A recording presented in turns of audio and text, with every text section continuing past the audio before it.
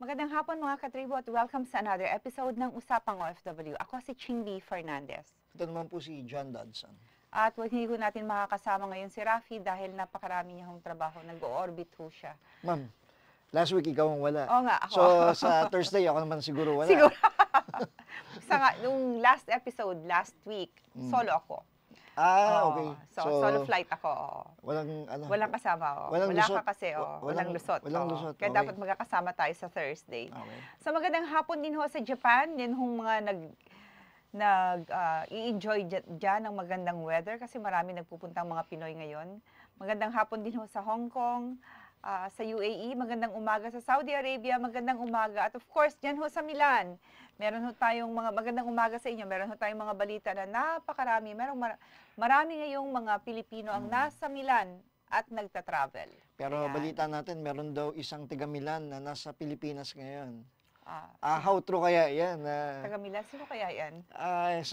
Isang sikat na personalidad Na nandito sa Pilipinas na nasa ngayon. Pilipinas. At, Hindi lang yun. Marami hong lumalabas ng mga feedback na maraming mga nanggagaling sa government offices. At saka yung iba naman ho ay nanggaling sa mga kung saan pang departamento na hin-host daw sa Milan. We will pause for a break. And this break is brought to you by Angkas, Beat the Traffic, Bayad Center, #Bigger Better Younger Bayad, and you can buy it all. Globe, atin ang mundo. Meralco, ang liwanag ng bukas. SM, we've got it all for you. Smart, live more today. Union Bank, it starts with you.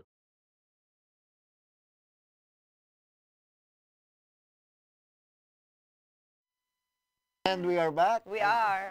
Kala ko saan mapupunta yung Milan eh. Yung mga taga Milan ay nandito naman daw. Sila naman ang bumibisita sa atin. Sa sobrang init, sabi nga nung ating isang story, tumaas, nag-zoom, meron hong uptick. Ang bentahan ng air conditioner. Dahil 1,000 unit per day. Per day. Imaginein mo yun, no? So kung 1,000 unit per day, sa isang buwan, ilan yun? Buhat pa Abril at Mayo at Marso, mainit na talaga, no? So, compute ninyo yan. Ang tanong, baka yung ating supply ng kuryente ay Pag-gewang-gewang. Oo, dahil because of all people turning on their air conditioners sa init ng...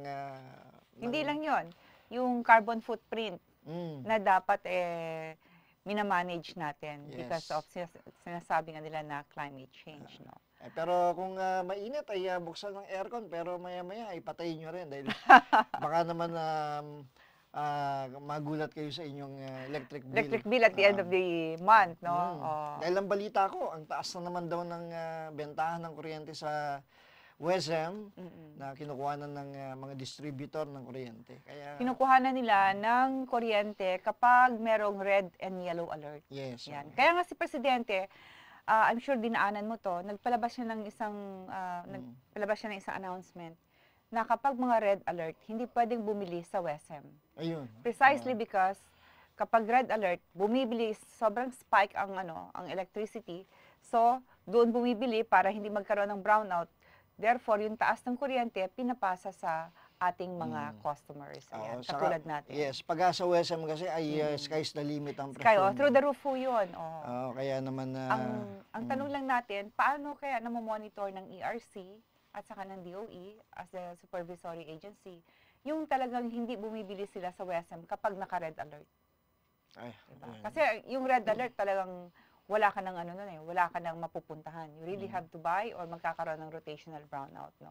So, I'm sure meron silang sistema on how to monitor kung talagang hindi bumibili sa WESM kapag red alert. Dahil kapag bumibili, sigurado ho, through the roof din ho, kung through the roof ang init, through the roof din ho yung bill ninyo, asahan ninyo.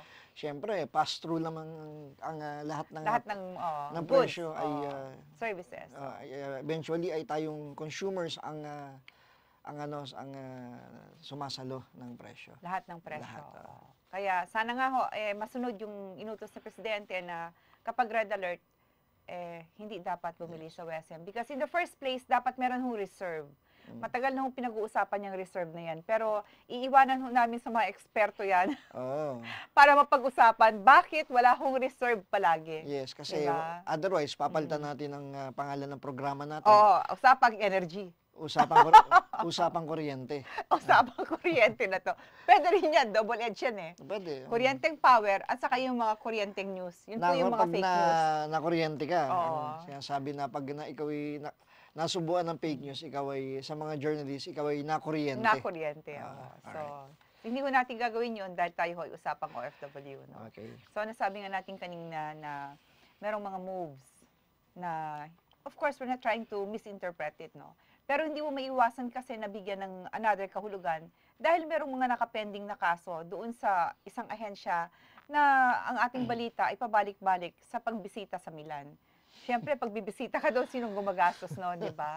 Kaya lang, medyo nakakaduda dahil bakit naman Milan of all places, di ba? Marami naman sa ibang lugar, di ba? May Paris. Maganda kasi sa Milan talaga. Merong London. Diba? Merong Switzerland. Eh kasi baka naman able and willing yung host mo. Eh talagang sa Milan. Ay, iba pag able and willing ang host. Talagang may magnet yun. Kasi unang-una, kung hindi man libre ang pamasahe, libre ang accommodation, eh, mahal ng hotel ngayon. Ayan. Di ba? Plus, kung meron kang idea, kung ikaw ay sanay dun sa lugar, pwede kayong umikot sa mga magagandang shopping areas. May kasamang allowance yun. Yes. Sa mga magaganda, kailangan may allowance ka. Sa mga restaurants, di ba? Tapos mga hotspots. Yes. No, yung mga historical So, landmarks. ang ibig sabihin ay malaking gastusin yan at hindi biro-biro yan. Yes, So, ang tanong ay, Saan galing? saan galing, ano kaya ang justification for these trips to... For the hosting. Hosting and alleged trips to Milan. Maganda sana kung ang kanilang magiging underlying reason is to ensure that the veracity of the cases on their desk, is being double-checked. Diba? So, for example, nagpunta kami doon kasi yung mga involved sa kaso ay mga nandun, di ba? So, gusto namin makausap para malaman namin ano talagang real score. Pero sana, hindi katulad nung unang nakuha nating feedback na ang ginawa ng ating konsulado ay ang hinarap at ang pinapila ay yung mga pro. Dapat balance. May pro at saka may anti. Kasi pag pro yan, bias na ho yan. Wala na kayong makukuha dyan. Parang survey yan eh. Yes. Yung survey, di ba, nag-aaway ang GMA at saka ABS-CBN dati. Kasi ang sinasabi, ang pinapalabas ko minsan, nung mga maiingay na hindi mo naman alam kung sino, eh, inoculate daw ho doon sa mga subject ng survey, yung sample, kaya mataas ang rating, di ba? So, ganyan din ho yan kapag kayo ay titingin at aalamin ninyo kung ano talaga yung facts around the case. Pero wala na akong balita na yung may nangyari doon sa kaso sa Milan eh. Wala nga eh. Yun na nga eh. Sana mayroong nangyari kasi, di ba, ang dami-daming nawala ng pera, bottom line. At kung may naloko, ay sigurado namang may nanloko. Correct. So, I mean, sana may konting balita dyan na positive na may nangyari dun sa kaso nyo dyan sa Milan. Wala tayo masyadong lumayo. Dito lang sa atin eh. Wala pang decision eh.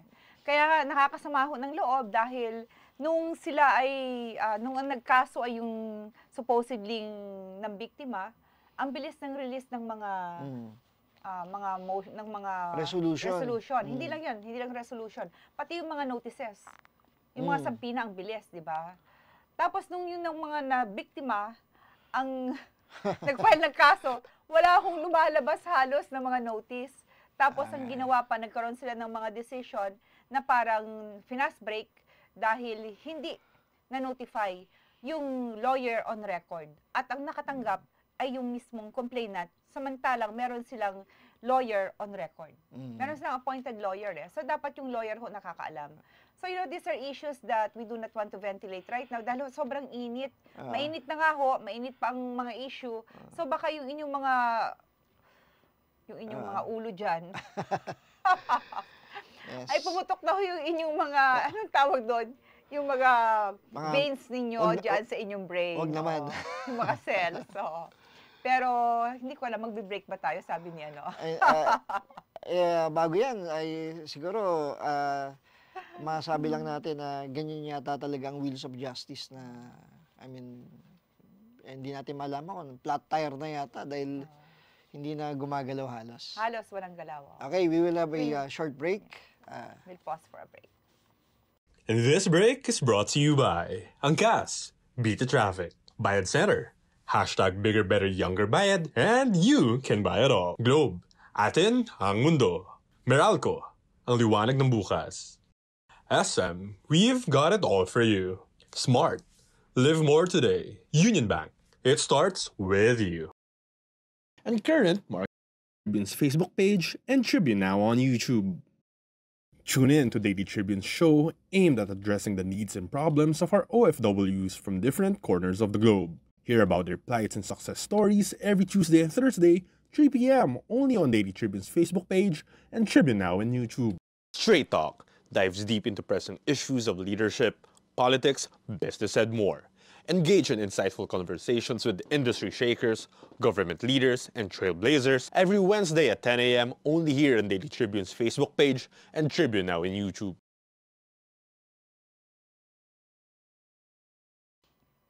Okay, anyway mainit na rin lang ang panahon. Painitin na rin namin ang inyong mga upuan, no? So, balikan natin yung kaso ng Alpha Assistensya. Kasi matagal kami nanahimik dahil ayaw namin sana itong pag-usapan. We won't tackle we won't touch the merits of the case. We'll just talk on the pace, on the so slow, yung painfully slow na pag-churn ng wheels of justice, no? So, simulan natin dun sa nag-file ng kaso yung ating mga OFW, yung ating mga aspiring OFW. November yun eh. Ang daming pinagdaanan yan. Kasi, if I remember correctly, ay una yan ay sa Department of Migrant Workers na. And nung magkaroon ng imprimatur ng DMW, tinignan nila yung mga dokumento, kinausap nila yung mga complainant, na-realize nila na, oo nga, totoo pala malaki ito na ito. ang daming na biktima and 200,000 yata at least ang nawala, ang minimum na nawala sa bawat complainant. Tapos pagkatapos ng DMW ay pumunta ngayon sa DOJ. At ang DOJ naman ay pinaimbestigahan sa National Bureau of Investigation. Kaya talagang high hopes ang mga victims yung mga na nabiktima. Salamat Daily Tribune. Wala silang sinasabi kundi salamat Daily Tribune.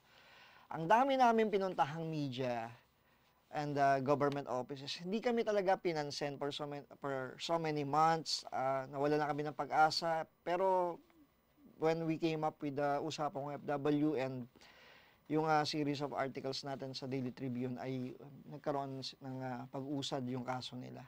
At ito nga, napunta sa NBI at ang NBI mismo ang tumulong in filing the complaint sa DOJ. So ngayon ay...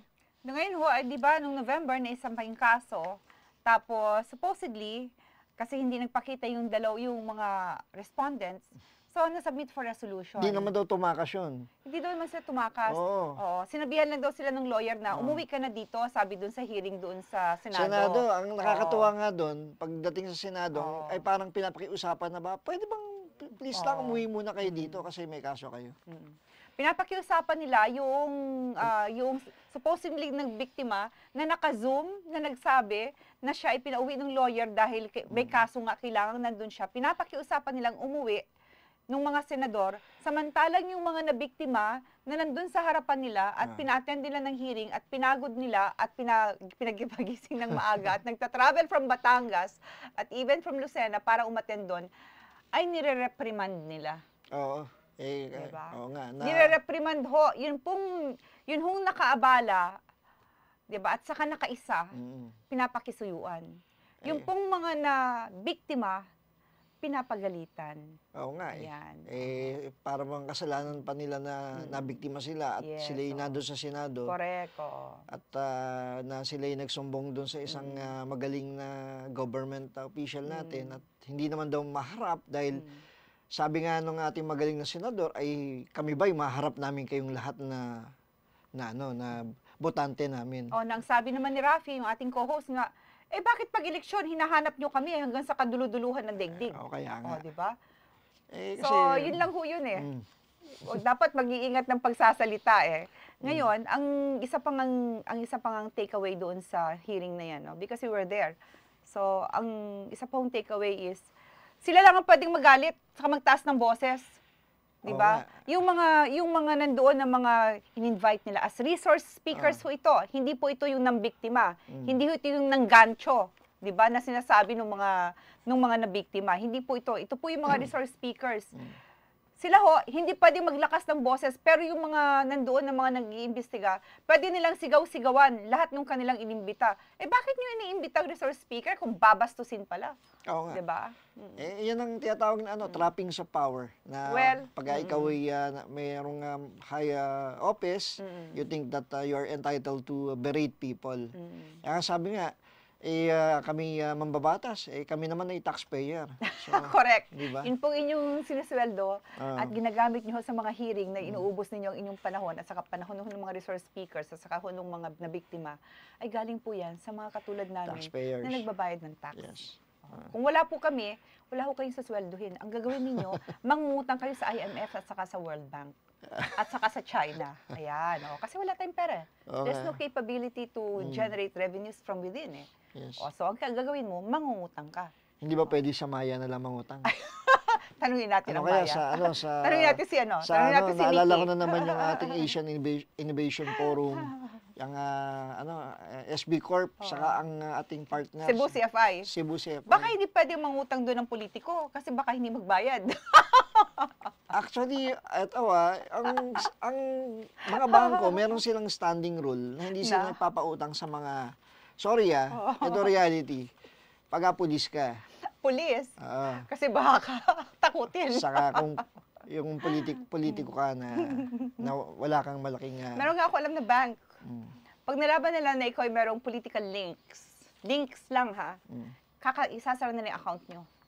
I see, okay. Kasi hindi sila sigurado kung yung pondo mo ay malinis.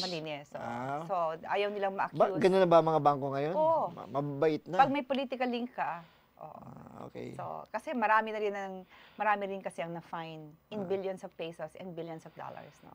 So, pag nalaman nila na ikaw ay politically linked, sigurado, sarado ka. Kung sabagay, under sa anti-money laundering law, pag malaki-laki yung pinapasok mong pera, hindi ko experience to kasi wala naman akong pera eh. Kala ko ikaw yun eh. Hindi.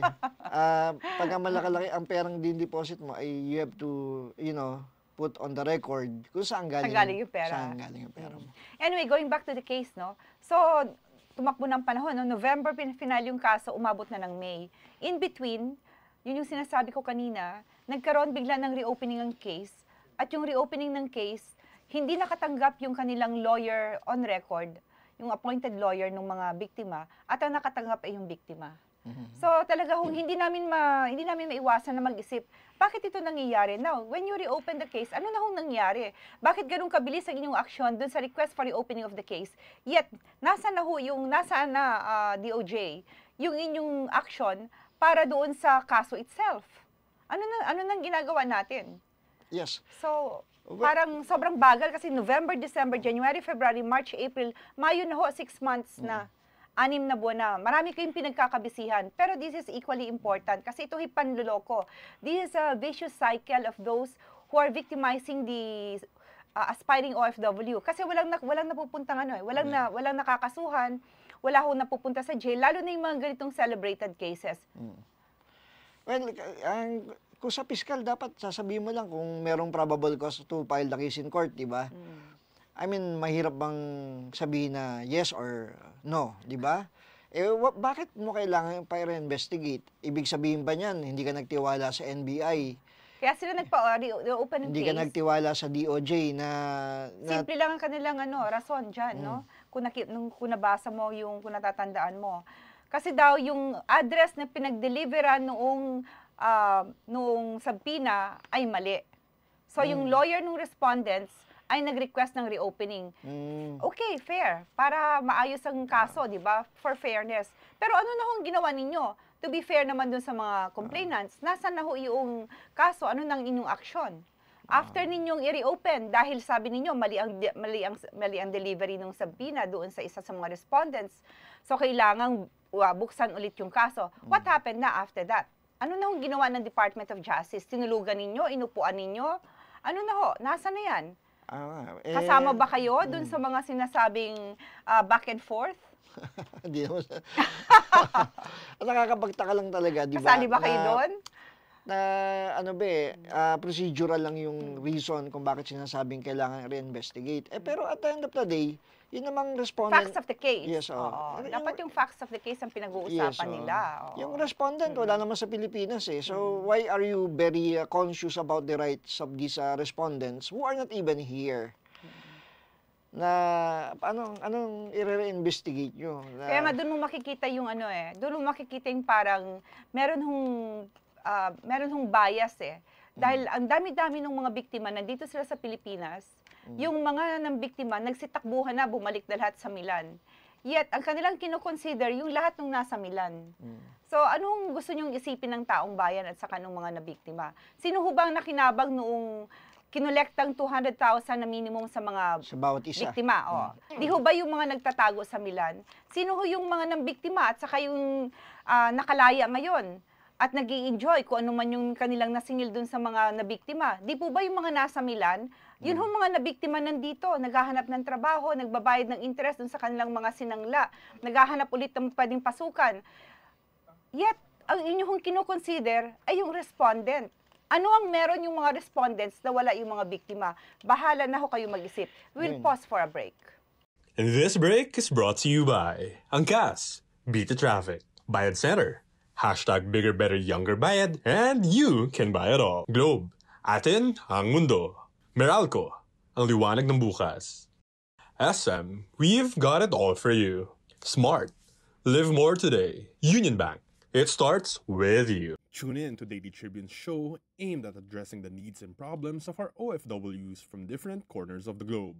Hear about their plights and success stories every Tuesday and Thursday, 3 p.m. only on Daily Tribune's Facebook page and Tribune Now in YouTube. Straight Talk dives deep into present issues of leadership, politics, business, and more.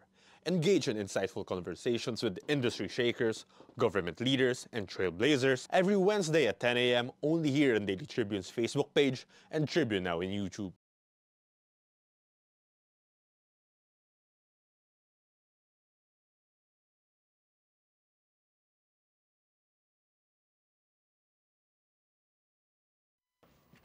Ito, marami ho kaming hot news. Pang-scuttlebutt to eh. Kaya lang, inunahan na ho namin yung scuttlebutt kasi kailan ba sila? Sa Friday pa sila. Wala kaming kinukonek. Basta ang alam sa lang Wednesday namin. pa to, sa Wednesday pa. Oo, kasi ang isang topic natin tungkol sa Department of Foreign Affairs. Correct, yan. So ngayon, ang balita, ang sabi nga ay mga kwento-kwentuhan ay isang, ano matawag yan? Isang mataas na diplomat na nakapost sa Italy. Sa Italy. Sa Italy, Marami namang... Parang giveaway na yan. Hindi, marami sa Italy eh. May Rome. Okay. Di ba? Alright. May Sige. Vatican. Okay. Merong Milan. Tatlo yan. Yes, Okay, sige. Ang di umano ay nagpapapirma going around. Kung sino man yung mga,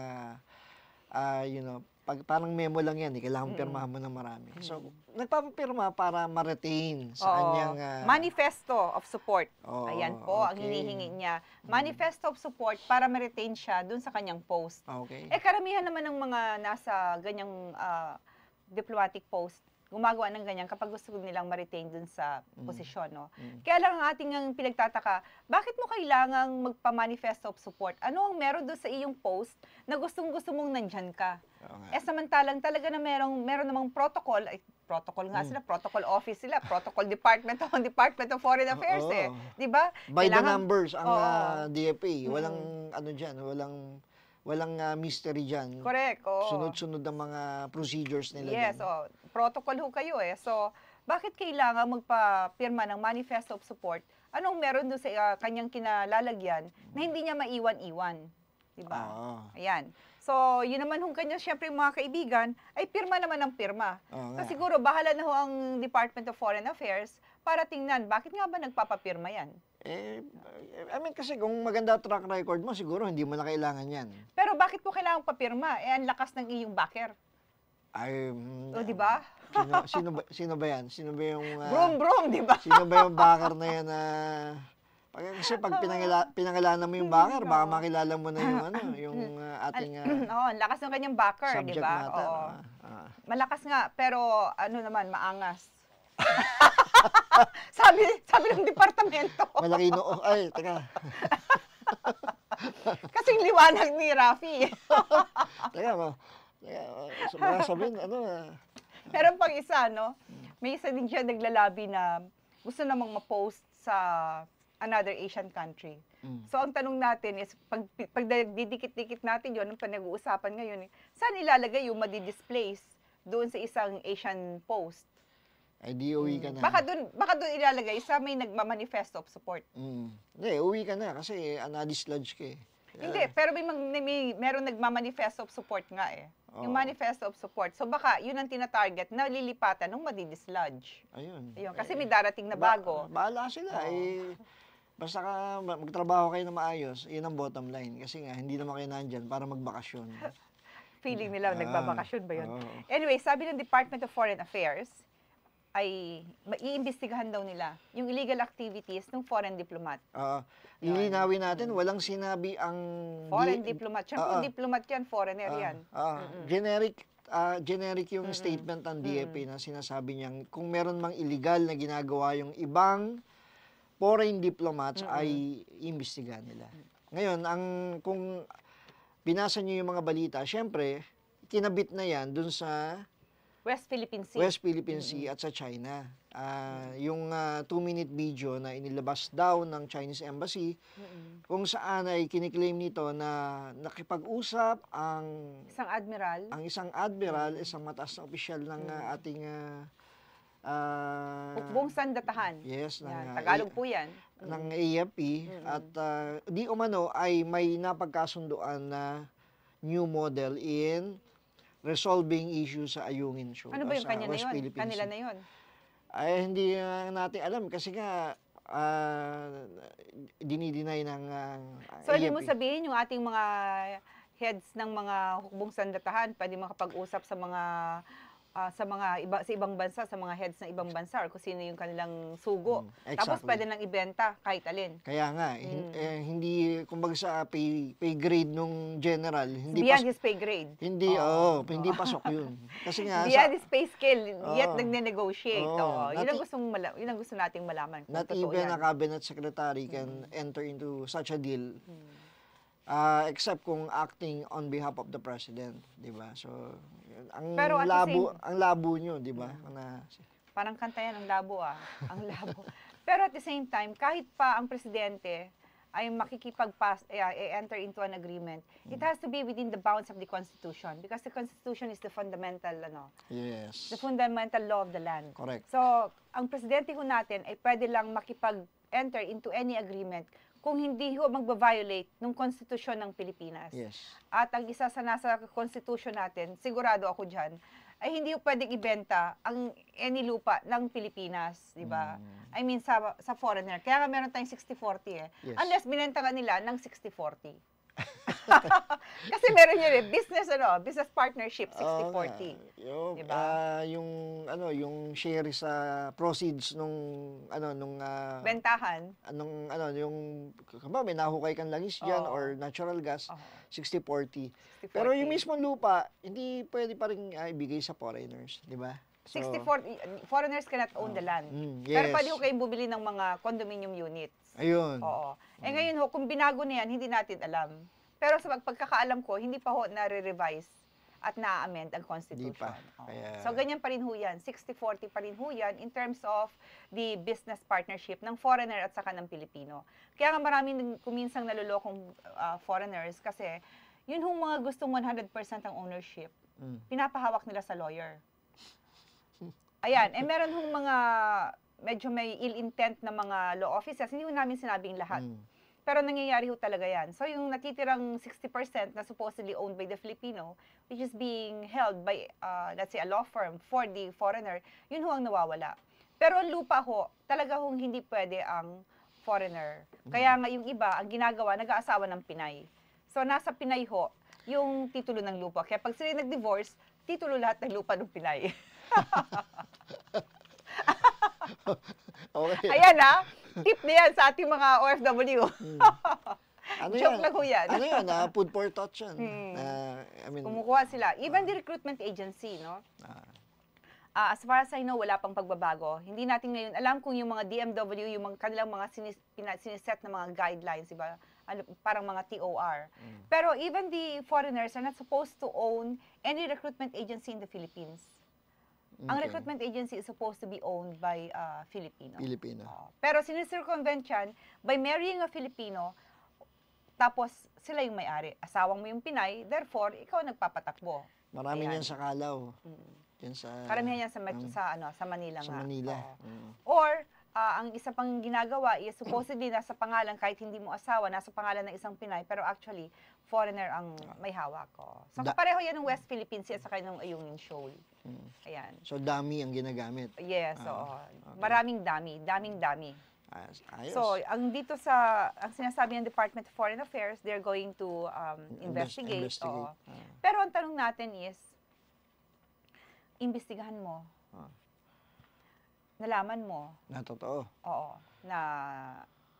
Nag-ano sila, nag-wiretap sila. Dahil sanay sila sa ganun eh. Sanay dahil it's normal in their country, probably. Diba? Kasi iba naman ang kanilang form of government eh. Yes. So, hindi natin alam kung paano kasi hindi naman tayo nakatira doon. So, probably, it's normal na pag nag-uusap tayo, pwede kitang i-record. Kahit hindi ako nagpapaalam sa'yo. Sa atin, in a democratic country, that's a violation. Pwede ka makulong. Sa kanila, okay lang. Kasi iba nga ho ang form ng kanilang government. So, ang tanong natin, okay, granting for the sake of argument na ma-verify ninyo, yun na yung talagang conversation na yun, ay genuine conversation, recorded, at talaga ho yung nagsasalita doon ay yung mga binabanggit ng mga personalities. Ano ho ngayon ang gagawin ng gobyerno natin? Kaya nga. Diba? Oo. Ano ang balak ninyong gawin? Diba? Now, kasi, kung makikita ninyo, hindi lang naman yung conversation na yon ang nakaka-irritate, di ba? Or nakaka-pick sa pagiging Pinoy natin, di ba? Yung pro-Philippines, pro-Filipino, di ba? Pati ho yung ibang mga sumusulat for China, kahit alam natin hindi totoo, di ba? Siyempre nakaka-pick din yun sa atin ng Oo nga. ng ayag ng mga Pilipino, di ba? Yung disinformation campaign Yes, na oo. it's unfortunate na maraming Pilipino ang Sumasama. because of the color of China's money. Yes, oo. Yeah, we have to be blunt about it. Oo. Na, I mean, mahirap So, kasi sumulat ng isang bagay that would,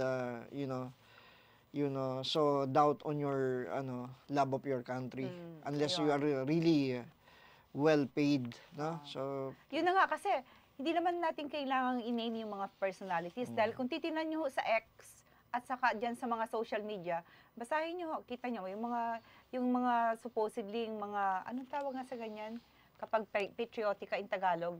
Yung mga patriotic natin na mga nakakaintindi at sa sumusunod dun sa storya, dun sa issue against China and yung ating mga kalupaan dyan at saka ating katubigan. Talaga hong minumura sa social media. That will allow. okay. Pero dahil creative ang Pinoy, kahit nagmumura na, hindi nila alam, hindi mabasa ni AI, kasi magaling very creative ang Pinoy when it comes to, throwing invectives. May asterisk. So, ayan, no? So, ang tanong natin is, okay, good, you're going to investigate. But what is the end game of the investigation? Wala. Kasi binabomba nga tayo ng China ng tubig. Hayagan eh.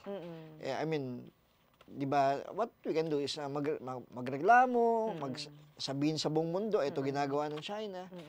Transparency, ito ka lang kami, this is our exclusive economic zone, and ito, binabomba kami ng tubig. So, pero siguro kasi, this is a civilized world, no? Oo nga. And we are a member of the United Nations. So, and we are a democratic country. So, maybe that's why we have to insist on going through diplomatic channels para ma-resolve ito. Ang problema nga, we're not on the same page because the other is not recognizing this diplomatic processes. Ang sabi nung iba, Bakit balak nyo bang makipaggera sa China? Wala naman hong ganung may gusto, no? Pero ang sinasabi lang natin dito is probably the government is on the right track in reinforcing and strengthening the military forces of our country. Yes. Kasi with that, if we're stronger, and then we can protect our territory and our people. Kasi marami na rin hong lumalabas ng mga istorya dyan na nandito na sila, hindi mo na kailangan maghintay na ma-invade kasi na-invade na tayo. Ayan. Mayroon silang tawag dyan yung tinatawag nilang credible defensive posture, na hindi ka man aggressive. Kung yung aggressive party, nakita niya na, ay, hindi kakayanin. baka mahirapan ako dito. Magdadalawang isip. In contrast with, kung hindi mo, hindi ka gumasta. Kung benign ka, benign or ka. naghihintay ka lang na kung anong mangyari, di ba? Wala kang ginagawa. So, I think, dapat talagang palakasin. Palakasin ho ang military, ano bang tawag yan? Military forces Capabilities natin. Ang natin. capabilities natin. At the same time, kung tayo merong pondo at merong mga pinapadala sa ating mga grants at tulong para dyan, hindi natin alam kung anong kapalit, di ba? Siguro dapat wag hong i-divert kung saan yung pondo. Talagang gamitin to strengthen the military capability of the Philippines. Bago tayo mag-break, isang maiksing ano lang doon. Yan din ang kinagagalit ni former President, US President Donald Trump sa NATO countries. Kasi nga, under NATO, dapat 2% ng gross domestic product ang contribution. Ang inaalat nila for their military build-up. The alliance. Ang sinasabi ni Trump ay ang maraming bansa sa NATO ang hindi gumagawa noon. Ay hindi gumagawa noon. Sumasakay lang sa kanila. Bantayan nyo ho, meron ho kaming special investigative story dyan. We'll pause for a break. And this break is brought to you by Angkas, Beat the Traffic, Bayad Center, hashtag Bigger Better Younger Bayad, and you can buy it all. Globe, atin ang mundo. Meralco, ang liwanag ng bukas. SM, we've got it all for you. Smart, live more today. Union Bank, it starts with you. Tune in to Daily Tribune's show aimed at addressing the needs and problems of our OFWs from different corners of the globe. Hear about their plights and success stories every Tuesday and Thursday, 3 p.m. only on Daily Tribune's Facebook page and Tribune Now on YouTube. Straight Talk dives deep into present issues of leadership, politics, business, and more. Engage in insightful conversations with industry shakers, government leaders, and trailblazers every Wednesday at 10 a.m. only here on Daily Tribune's Facebook page and Tribune Now in YouTube.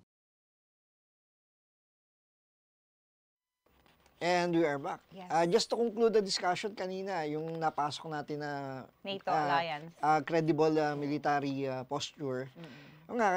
Sabi nga ni Trump, 2% kasi dapat ang minimum allocation based on GDP ng bawat NATO country. To strengthen their military Their capability. own. Para pag nagkaroon ng problema, kaya nilang i-defend yung sarili nila. On their own, kaya nila. At the same time, pag nagsama-sama sila, mas malakas pa. Substantial sila. Ngayon, sa atin, sa Pilipinas, magtataka siguro kayo bakit si President Marcos ay talagang naka-pivot sa Amerika. Kasi nga, number 1 ng Amerika in terms of military expenditure. Ngayon, ang mga opisyal natin pupunta ng Paris to have a BFA between the Philippines and France. Number 2 lang naman ng France. Wow. When it comes to expenditure sa NATO. So, Yeah. siguro ito yung mga facts na magsasabi na alam naman nung nasa Malacanang kung ano yung ginagawa niya. When it comes to geopolitics. So, ang sa atin dito, hindi ho tayo nagpe-prepare to go to war. Ang sinasabi ho natin dito is proactive strengthening of the military capability of the country para hindi ho tayo tinutulak-tulak lang dyan ng ating mga kapitbahay. At in the future, just in case lang, alam nila na hindi sila basta uubra sa atin dahil meron ho tayong competence to defend our territory and our people. Yes. Ayan, yan lang ho yun. So, yun yung mga nagtatanong at saka yung mga nagtataka bakit may mga ganyan. It's not for us to go to war. It's just that we're strengthening our military capability para kaya natin protektahan yung ating sarili. Yes. Ayan. Hindi ho Ay, tayo syempre. tatawag sa Japan Ah, or Korea, tulungan nyo kami, di ba? nasa shopping list natin yung F-16 fighter plane ng Amerika. Brand nyo yan. Brand new. Ito yung mga latest variant ng F-16 kasi napakatagal na yan eh. Mga over 2 decades nang nagawa yung F-16. At of course, yung Gripen fighter jet na Ayan. isa sa mga nasa shopping list ni AFP Chief Romeo Browner. So, yun ang kanyang wish list. Wish list. Oo. So, sana siguro yung funding for next year, no, yung preparation ng budget, dapat talaga medyo lakihan yung pondo ng military. No? Kaya lang, at the same time, nananawagan din tayo dun sa mga makakatanggap ng pondo ng militar, na sana naman gamitin talaga ninyo to modernize and strengthen your capability. Kasi lumalabas na kahit we are in a civilized world, kahit yung mga tao alam na hindi dapat, walang nangyayari sa isang giyera, meron pa rin talagang mga mahilig manakop out of for economic reasons. Kung minsan, para lang ipakitang magaling kami, di ba? And at the same time, sometimes, to prove that they're the best among the best. Yes. Ayan. So, yan po yung mga usual na, ano bang tawag dyan sa character ng tao? Yun po mga flaws ng tao, na kapag ikaw nandun na, you are, ano bang gusto kong sabihin? Ang gusto kong sabihin parang pag nandun ka na, nakukorap ka ng gusto dahil Kinain ng absolute sistema. power. Kinain ng sistema. Because absolute power corrupts absolute. absolutely. Ayan ho. Sabi naman ng DMW sa Indonesia, ayan. Ay walang report na may Pilipinong na sugatan or namatay sa nangyaring mudslide. Severe flooding and mudslides sa Indonesia. As of last count kasi nasa 37 ang namatay diyan. So naturalmente yung mga Pilipino na may kamag-anak sa Indonesia, ang worry nila ay baka naman may kamag-anak sila na nadamay dito sa mudslide na dito sa Indonesia. So sabi ho ng Department of Migrant Workers, wala. So far, as of today, na naapektuhan or nasalanta nung flooding at mudslide sa Indonesia.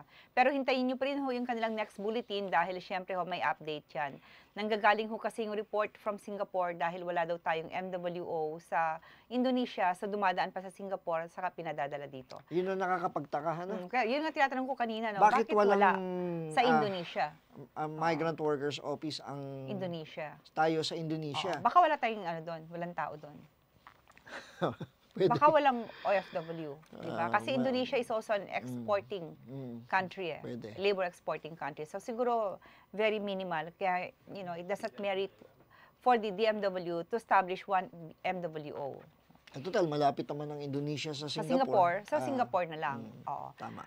Tapos ito naman ang sinasabi din nila tungkol dun sa 4 na seafarers, Filipinong seafarers na detain doon sa Tehran dahil lang yung kanilang sinakyan na barko ay supposedly pag-aari ng isang Israeli. Ang good news dyan ay nakauwi na nung Friday yung isa sa 4 na seafarers.